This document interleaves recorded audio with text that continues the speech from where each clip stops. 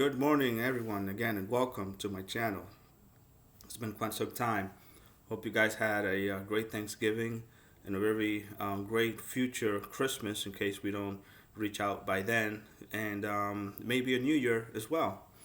So I hope you're enjoying yourself watching my channel and the information that I bring about because it's things that everybody needs to know and it's important. A lot of it is personal. A lot of it is just me letting you know the galactic things that are going on at this time. So I do appreciate you being here. So, um, well, I wanted to start by saying that let's imagine for a second that you're playing basketball or you're watching a basketball game and you're enjoying yourself. You know, you're sitting next to a friend or a couple of buddies of yours and you're watching a game and people are just playing basketball and you're enjoying yourself. And then you turn over to your friend and you just remember to say, hey, you know what? We have to finish that project that we were on. We have to continue to do these things so that we can get through to the end of what we're doing.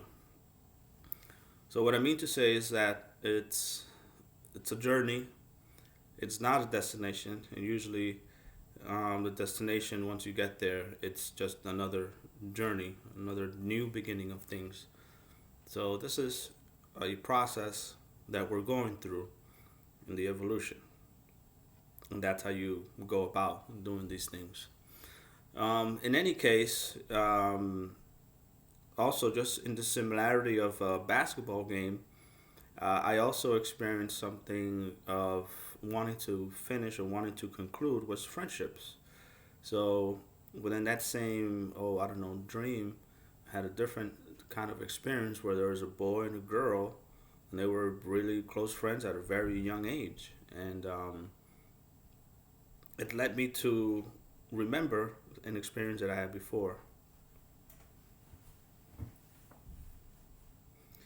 And that experience put things into perspective. And this is just most recently happened. So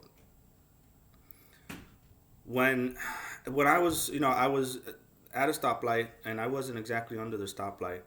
I was a few cars um, ahead of me at the light, and I saw a same gender couple. They were holding hands. And one of the partners looked at me, and it felt like she just froze. She had a look in her eyes like she just got caught doing something she wasn't supposed to. And she quickly let go of the hand of the other person. Now, when that other person realized that they were looking over at me, I saw the deepest emotional sadness in the world that I could feel for another person.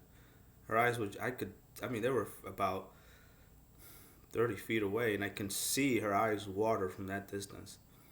It made me sad because I felt guilty that I was the one that made that scenario happen for her, and it was just like, it was horrible. I remember looking back when the light turned green and they still weren't holding hands. They were just having a casual conversation, and that other person was just devastated. And I think about that sometimes, and I put it on video for myself because I hate to forget this. I don't think I ever will forget this. Now, in as a corollary to this scenario, I felt at ease and comfortable when I saw a similar scenario, but this time I had a chance to do something about it, and this is why I'm bringing up this um, second story about what happened. This second story was similar. I was driving again, and I happened to look to my right, and I have a song playing, and the song was very fit for the thing that I saw when I looked over to my right. So there was a couple that were hugging. I think I saw like it might be. I think it was dark, so I don't remember if they one of the pair was leaving or something. They must have been leaving. They must have been saying goodbye, and I had a song playing in the radio. and they were, you know, intimate as in a public space as you could be. So they were hugging, and that song that I was playing was just loud enough that they can hear. And I recall that the partner was one of the female was looking over his shoulder, and she was just looking at me, and she was giving me the squint in her eyes, like it was the same sort of happiness, opposite to what happened 2 or 3 months back with that other couple. And I'm like, wow. I mean, like, how lucky am I to get to experience these two very different scenarios within the lifespan of maybe a couple of months. And I was happy that happened because I wanted to see the lighter side, the happier side, the side that has the positive energies. I think that I provoked, because I provoked bad, and I now just provoke good because I turned up the radio at that time when she looked at me over her shoulder.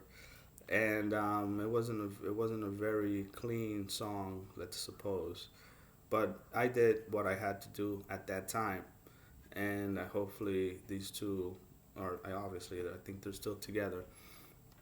What I'm trying to say is you're going to experience different things in life, and you're going to be put in scenarios where you'll be acting a good role, so to speak, for yourself, but then maybe not so good for others, and you might be experiencing something similar in your life, or fragments of parts of your life where these things happen to you. And for me, it really came full circle when I realized that these scenarios were happening, and these things were manifesting themselves in my life as an indicator that everything's going to be okay, right? As long as we go through the process, like that basketball game, you can leave halfway through the game thinking that maybe one of the other teams has lost. But unless you play through the whole thing, you really won't know. Even if they do lose, it could be just a marvelous ending to a story or dogfight all the way through the end. You just won't know. You'll leave the game. You read it in the newspaper, you just won't have that same excitement that you would experience it for yourself. And we're living through this right now, so it's very important to know. So don't leave halfway through the game. On another note, I want to just address a few things. And I'm allowed to say this because I asked for permission, and they said go ahead and say it. So a lot of these beings that are here, their souls are just not in sync with the new vibrations of the new earth. Their soul, at a soul level, they just don't have that spark of life or energy to have compassion for others regardless. And I think of compassion that way myself, because just as easily as anyone can have it for me, I have to think about how it would feel for me to have it for someone else if I get to understand the circumstances of their being, right? Their life. I go through that thought process many times because one day, just like the scenarios with the partners, it's going to come back where I'm going to need to be playing that other side of that role. And I ask myself, am I ready to play that other side of the role just as easily as I can play my side? Because I can call myself a victim, and I can call myself the victimizer too, couldn't I? Depends on how you look at it.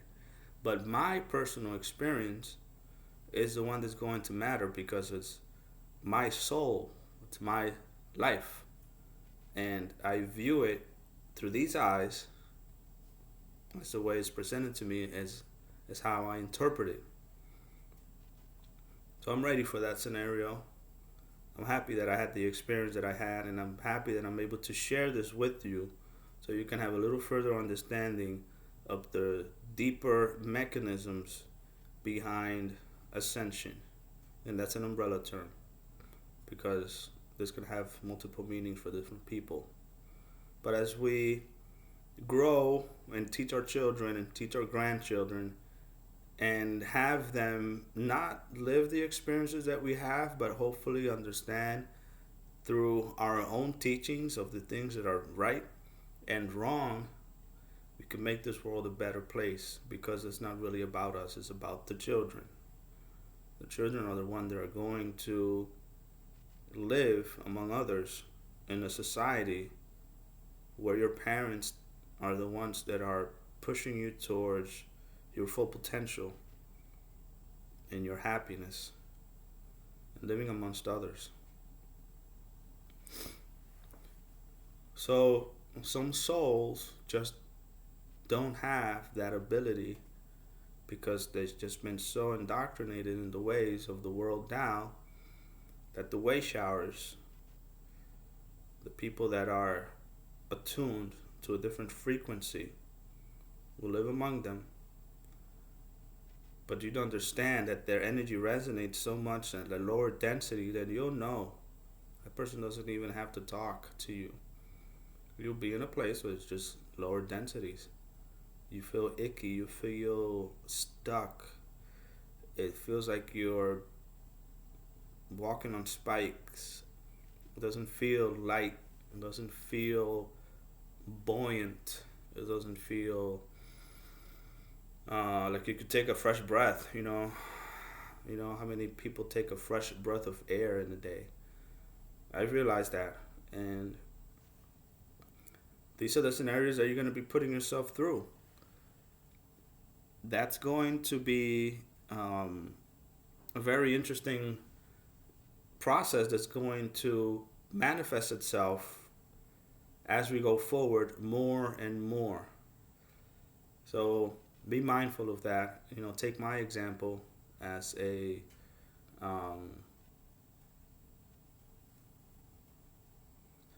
marker, okay, so that it's easier for us to move along and teach our children the right things. So, on another note, these are going to be the last few things here because I have no charge on this laptop. Didn't realize that. But the soul, at a soul level, they try to help, but they just declined that kind of assistance. So, you're thinking about a physical level of I can learn, I can be different. I'm not saying there aren't going to be any that are going to want to change or at least point their kids in the right direction. I'm not going to make it, but I want my children to be participating in a society where they are positively contributing to humanity.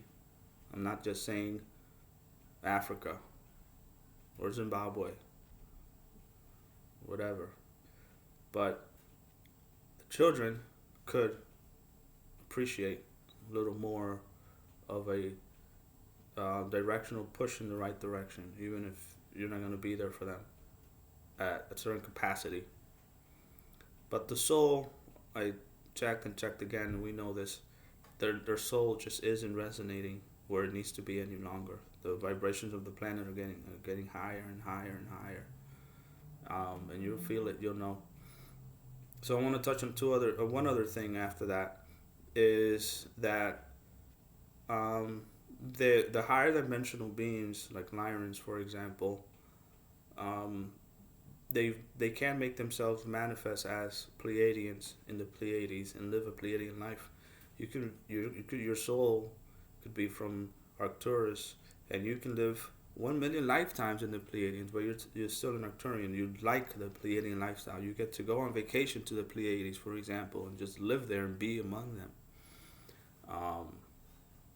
So, Lyran came to me, and they presented themselves as Lyran, and they just quickly, at that moment in time, also turned back into, you want to maybe say shapeshifted back to a Pleiadian, and they did that, and they said, they went like this, they said, just be quiet, where Lyrans are among the Pleiadians.